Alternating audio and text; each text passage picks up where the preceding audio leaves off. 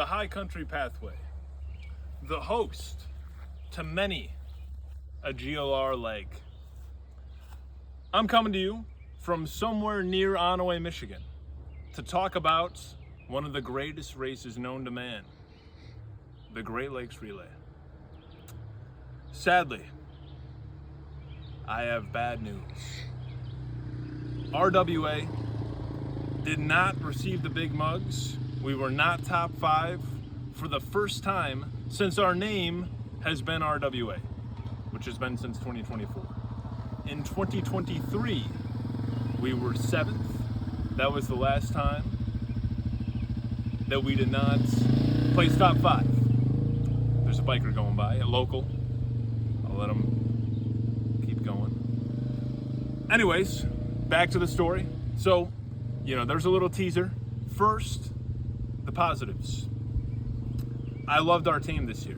I thought we had great chemistry, especially for only being together for 2 days, technically 3, but 48 hours-ish total, instead of the normal 72. I'll get into that later.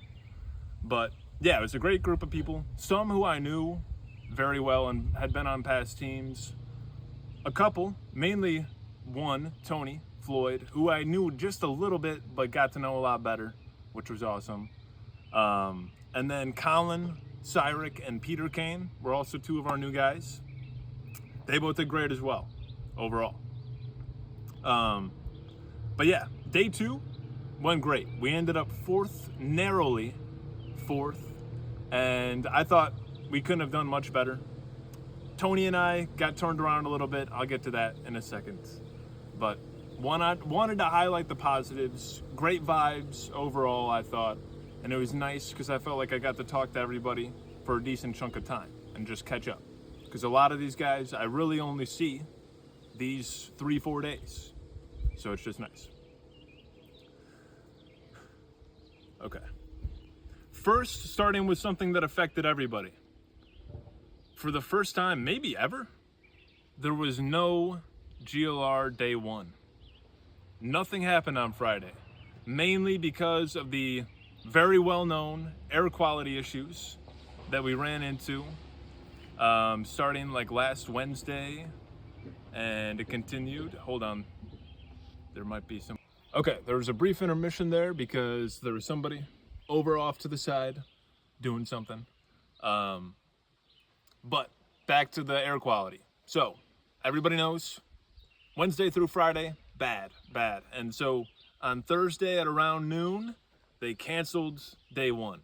So everybody stopped their plans to come up here. We did have one car go all the way up here near Grayling at Connor's uncle.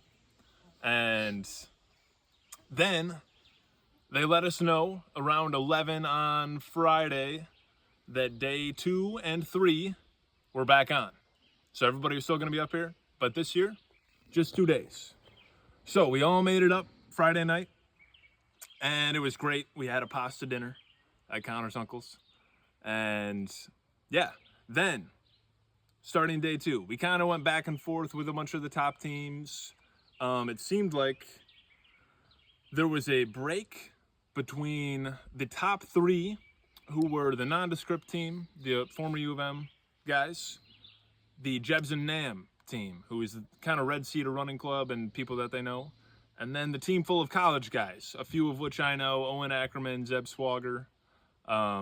They were kind of top 3, and then there was another group of 3, which we were in, and we ended up leading by the end of the day. And then tailed closely by 2 M-Run teams who we've gone up against several years in a row now. Last year they were 6th and 7th, and we were 5th. So we narrowly beat them last year, and it was set up to be the same kind of thing this year. My legs that day, I did this one right behind me, which you had to go through several patches of mud and over boardwalks, which were slippery because it rained Saturday morning. And overall, I thought I did great. I really enjoyed it, actually. And then I did one finishing right over there on B20. And yeah, it was great, except for one part. which I should have known this because I've done this leg before. I did C8, I think, or C7 last year. And it finishes in this area. But I took a rail trail that was like intersecting my route. For whatever reason, I just took a right. I just thought that it was that way. I thought that the arrow was pointing that way. And then after a minute or two, my GLR like hunch was telling me, stop, you're going the wrong way. And thankfully I listened to that hunch because I was going the wrong way. Turned around. Well, I pulled out my mini map, looked at it, saw that there was a rail trail intersecting, shook my head to myself, face palm, then turn around, go back, and I see the team right behind us, their guy coming right at me. So I'm like, great. After all day, the only time we're going to put on this team is the time that I put on in the next 2 miles. That's it. And we got like a minute and a half, I think, on them. And then the team behind them was 7 minutes back. So that was day 2. Then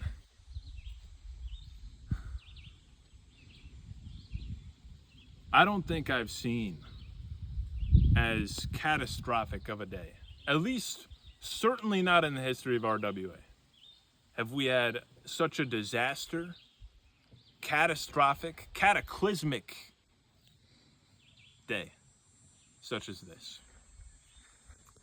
Everything was going great until C6, where Andrew Hyland, one of our guys, got turned around like for, I think, a total of a mile. Everybody has a role in this. I'm not singling out Hyland. I'll get to everybody else. Hyland gets a little turned around. Swinson gets turned around on the one that I just did on C7. And then I go back out to do C8. I did this one twice. I beat my time by like 5 seconds, which I was, I'll take. And because of the two of them kind of getting turned around, we were now like 10-ish minutes back from both of them.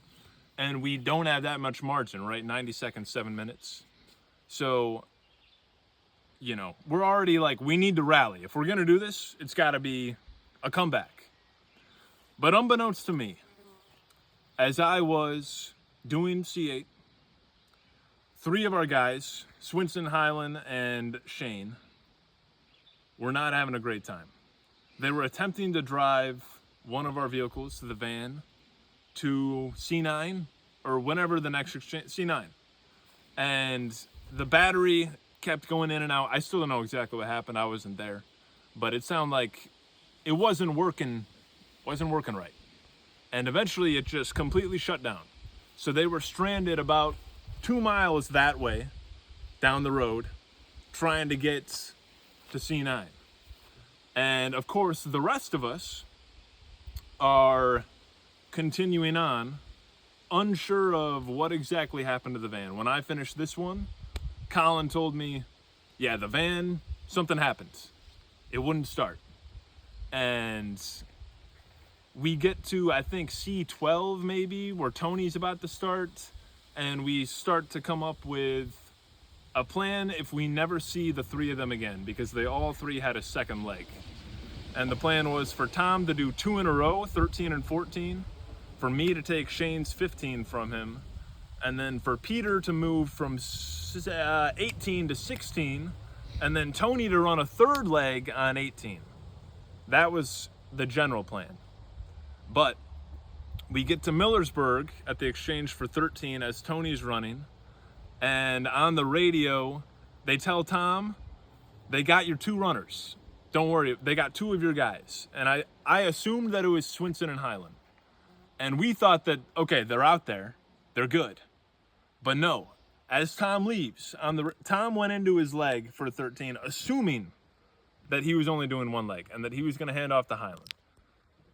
But on the radio, they then tell us, yeah, we got 2 of your guys, Eric and Andrew, but we're 15 to 20 minutes away from Millersburg, which means Tom's going to finish far before Hyland ever gets there.